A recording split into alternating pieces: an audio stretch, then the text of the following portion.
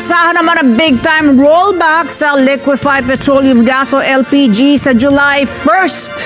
Ay po yan kay Regasco President Arnold T. Sa anunsyo, 12 pesos, 12 pesos po matatapya sa kada kilo ng LPG, katumbas po ng 132 pesos kada isang tangke na may bigat na 11 kilograms.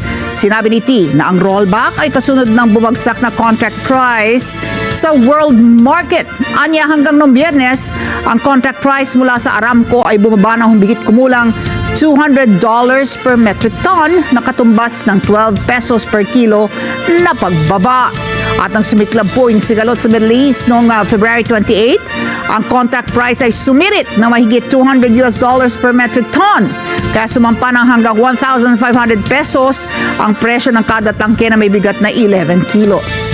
Naniniwala rin si T na babalik sa dating presyo ang LPG noong panahon bago pa sumiklab ang giyera sa Middle East. Samantala, sumunod na rin ang anunsyo sa tapyas presyo ang Petron Corporation at magpapatupad ng kaparehong rollback sa kanilang Gasol at Fiesta Gas.